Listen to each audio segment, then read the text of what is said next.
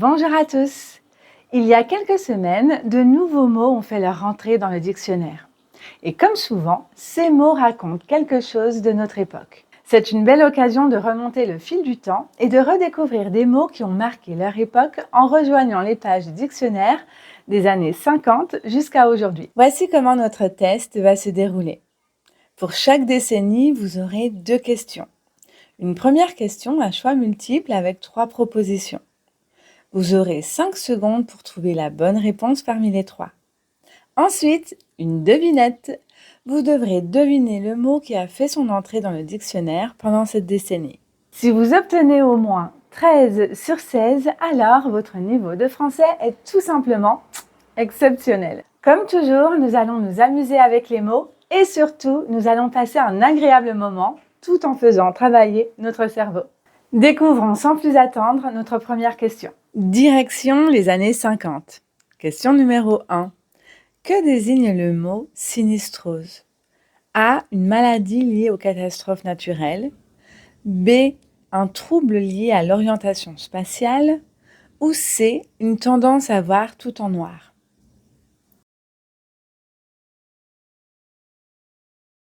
La bonne réponse est la réponse C. Une tendance à voir tout en noir.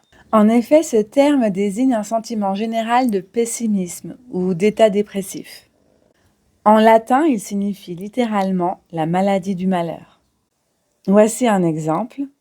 En Europe, plusieurs mesures ont été instaurées pour lutter contre la sinistrose hivernale. Question numéro 2. Quel est ce mot? Objet tressé, souvent coloré, fruit d'un loisir populaire né dans les années yéyé, il s'élabore patiemment à partir de brins plastifiés. Totalement inutile mais furieusement addictif, il orne les trousses, les sacs ou les trousseaux de clés. Parfois serpentin, parfois en échelle, il s'enseigne dans les cours d'école ou au coin d'un centre aéré. Son nom chantonne, presque enfantin, et semble surgir d'une onomatopée joyeuse ou d'un refrain décalé. Qui suis-je? Le mot que nous recherchions était un Scooby-Doo. Le mot devient célèbre grâce à la chanson Scooby-Doo de Sacha Distel, où il chante des pommes, des poires et des Scooby-Doo. Et voici un exemple. En colo, on passait des heures à faire des Scooby-Doo. C'était mieux que les écrans. Nous sommes maintenant dans les années 60. Question numéro 3. Que signifie technocratie? A. Pouvoir exercé par des experts techniques. B. Gouvernement dirigé par des scientifiques. Ou C. Système de surveillance technologique. La bonne réponse est la réponse A. Pouvoir exercé par des experts techniques. C'est le système où les décisions sont prises non par des élus, mais par des spécialistes, souvent issus de grandes écoles ou de l'administration, jugés compétents. Ce mot vient du grec et il signifie littéralement le pouvoir de la compétence technique. Question numéro 4. Quel est ce mot? Boîte rectangulaire au ronronnement familier, symbole domestique d'une époque prénumérique. Elle se nourrissait de cassettes noires et bavardes aux rubans fragiles, parfois engloutis par ses mâchoires mécaniques. Grâce à elle, on figeait le temps. Des souvenirs télévisés, des émissions nocturnes, des films enregistrés à ne surtout pas manquer, mais aussi des publicités qu'on ne voulait jamais revoir. Elle était la gardienne des soirées en famille, mais fut déchue par des disques, puis balayée par le streaming. Et aujourd'hui, elle gît dans les greniers, vestige d'un âge analogique. Qui suis-je? La boîte rectangulaire dont je parlais était le magnétoscope. En effet, il permettait d'enregistrer des émissions télévisées, des films sur des cassettes VHS et de les regarder plus tard. Je me souviens encore de la cassette qu'on a regardée 30 fois sur notre magnétoscope, Jurassic Park. Allez, partons pour les années 70. Question numéro 5. Qu'est-ce qu'un hapax? A. Une phrase qui revient régulièrement dans un texte. B. Une forme verbale irrégulière. Ou C. Un mot qui n'apparaît qu'une seule fois dans un corpus. La bonne réponse est la réponse C. Un mot qui n'apparaît qu'une seule fois dans un corpus. C'est une rareté lexicale, un mot isolé qu'on ne retrouve qu'une fois dans une œuvre, un corpus ou même une langue. Ce terme vient du grec et il signifie littéralement « dit une seule fois ». Par exemple, le mot cymophane est un impax dans ce roman. Il ne réapparaît nulle part ailleurs. Question numéro 6. Quel est ce mot? Inversé pour mieux être murmuré, je suis un terme populaire, souvent chargé d'émotions. On m'emploie dans la rue, parfois avec méfiance, parfois avec défi, rarement avec tendresse. Je désigne l'autorité en uniforme, celle qui patrouille, contrôle, interpelle. Mon origine tient du verlan, un simple retournement, mais mon usage déborde les mots. Il raconte une époque, des rapports tendus, des regards méfiants, un entre-deux avec langage codé et réalité sociale. Je suis court, sec, efficace. On me crie, on me chuchote, mais on me comprend toujours. Le mot que nous recherchions était le mot « keuf », qui est officiellement entré dans le dictionnaire en 1978. Ce terme appartient au registre argotique et désigne de manière familière un policier. Direction les années 80. Question numéro 7. Que signifie amphigouri? A. Un discours confus. B. Une poésie à rime riche. Ou C. Une technique de peinture abstraite. La bonne réponse est la réponse A. Un discours obscur. En effet, un amphigouri, c'est un procédé rhétorique consistant à composer un texte ou un discours de manière délibérément absurde, obscure ou inintelligible. Par exemple, son exposé, un vrai amphigouri. Je n'ai rien compris, mais il avait l'air convaincu. Question numéro 8. Quel est ce mot? Minuscule messager planté sur la toile, je m'accroche fièrement aux vestes, aux sacs, aux souvenirs. Dans les années 80 et 90, j'étais roi des foires, trésor d'ados, objet de collection, monnaie d'échange implicite. Je suis discret mais expressif. Publicitaire, politique, sentimental ou loufoque, je dis beaucoup en tenant peu de place. Mon support est métallique, mon attache discrète, et je crains ni le vent ni les lavages, sauf en machine. Je peux valoir quelques centimes ou devenir objet de culte. Si je porte les couleurs d'une époque, d'un slogan ou d'un mythe. Mon nom, venu de l'anglais, a pris racine en français, avec une apostrophe et un S final bien à moi, bien que personne ne sache jamais s'il faut l'accorder. Qui suis-je? Le mot que nous recherchions était le pins. C'était un accessoire de mode ou de collection, souvent à l'effigie d'un logo, d'un personnage ou d'un événement.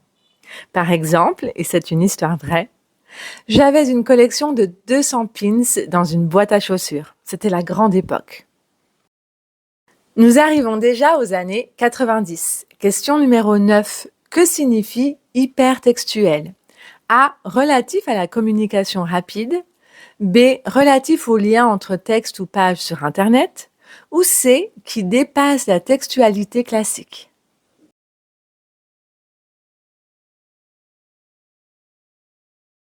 La bonne réponse est la réponse B, relatif au lien entre texte ou page sur Internet.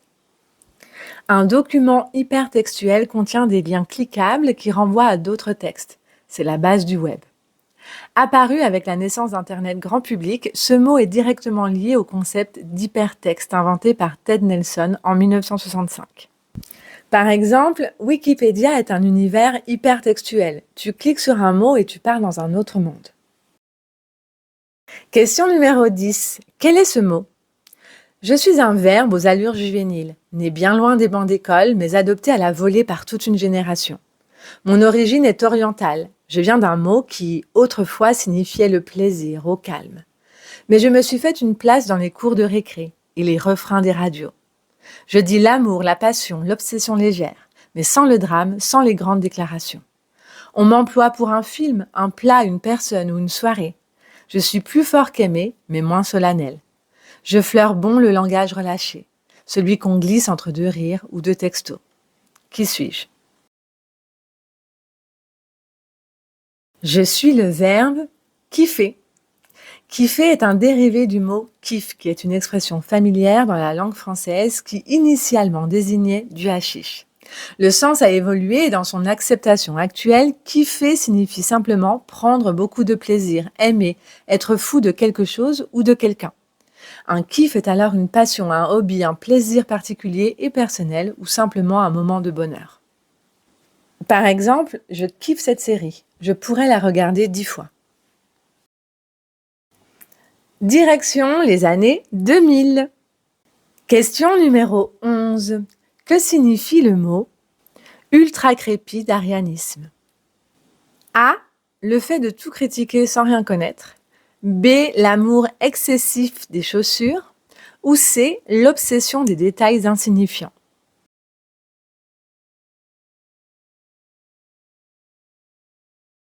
La bonne réponse est la réponse A. Le fait de tout critiquer sans rien connaître. Ce terme est issu d'un proverbe latin qui veut littéralement dire cordonnier, pas plus haut que la chaussure. En fait, un jour, un cordonnier était entré dans l'atelier d'un peintre pour lui remettre une commande.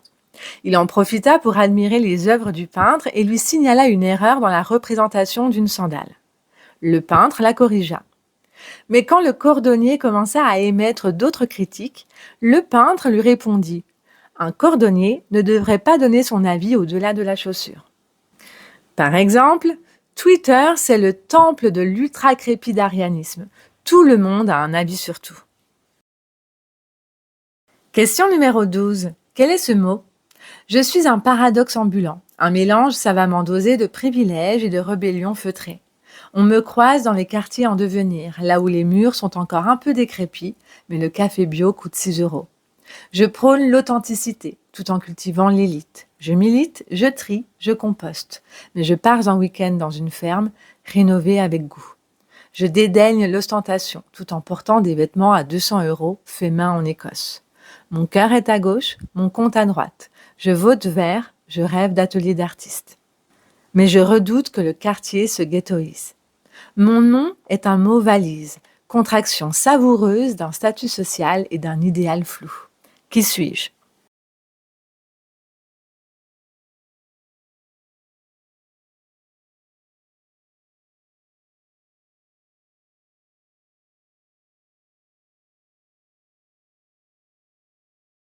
Le mot que nous recherchions était bobo, qui est la contraction de bourgeois et bohème, popularisé par le sociologue américain David Brooks. Par exemple, ce quartier est devenu ultra bobo. Café bio, friperie, yoga sur les rooftops. Découvrons les mots associés aux années 2010. Question numéro 13. Qu'est-ce que la nomophobie? A. La peur de nommer les choses. B. L'addiction au téléphone et la peur d'en être séparé. Ou C. La phobie des lieux publics.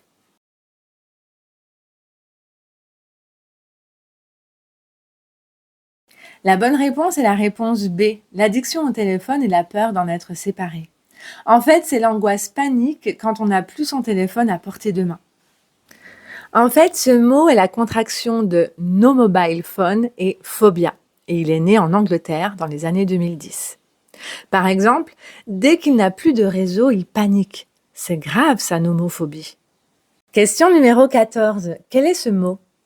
Verbe tout neuf, né à l'ère numérique, il désigne l'action d'interroger une source invisible et infinie, un géant du web qui sait tout ou presque, disponible en un clic à toute heure, partout. On l'emploie souvent quand la mémoire flanche, quand la curiosité presse ou que l'on cherche la réponse immédiate. Il s'est imposé dans le langage courant comme un réflexe spontané, presque instinctif, à tel point que son nom est devenu un verbe, symbole de notre époque connectée, mais aussi parfois synonyme de paresse intellectuelle. Le verbe que nous recherchions était googliser. On peut également prononcer googler. Donc cela consiste à rechercher des informations, en particulier sur quelqu'un, sur Internet en utilisant le moteur de recherche Google. Tu as un rendez-vous romantique ce soir? Ouais. T'as googlisé son nom avant?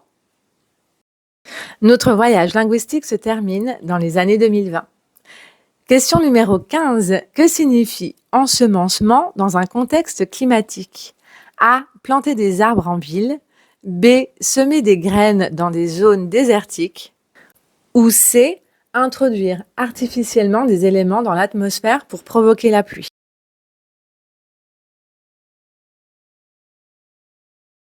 La bonne réponse est la réponse C, introduire artificiellement des éléments dans l'atmosphère pour provoquer la pluie. C'est une forme de modification du temps qui consiste à ajouter différentes substances dans des nuages afin d'influencer les précipitations. Ce procédé est utilisé dans certains pays afin de lutter contre les sécheresses. Cependant, il suscite un débat important tant sur le plan éthique que sur celui de l'écologie. Par exemple, le gouvernement a testé l'ensemencement des nuages pour lutter contre la sécheresse dans le sud. Nous arrivons déjà à la dernière question. Quel est ce mot ? Né d'une époque suspendue, je marque la fin d'un isolement imposé. Quand les portes se rouvrent doucement et que le monde reprend souffle après l'arrêt. Je suis un terme officiel, souvent entendu à la radio, annoncé avec précaution par des voix d'autorité. Je décris le retour progressif à la vie d'avant, mais aussi la peur mêlée d'espoir d'une liberté retrouvée, certes encore encadrée. Ma racine est le contraire d'un mot rigide, qui enfermait, isolait, coupait du reste du monde. Je suis la promesse d'un renouveau, mais aussi le début d'une vigilance renouvelée. Qui suis-je ? Le mot que nous recherchions était le déconfinement. Popularisé par la pandémie de Covid-19, le mot était sur toutes les lèvres en 2021. Le jour du déconfinement, j'ai couru voir mes amis, avec le masque bien sûr. Mes chers amis, notre test est terminé. Dites-moi dans les commentaires le résultat que vous avez obtenu. Si vous souhaitez faire d'autres tests, je vous recommande celui-ci et n'oubliez pas de vous abonner à ma chaîne. On se retrouve très vite. Prenez soin de vous.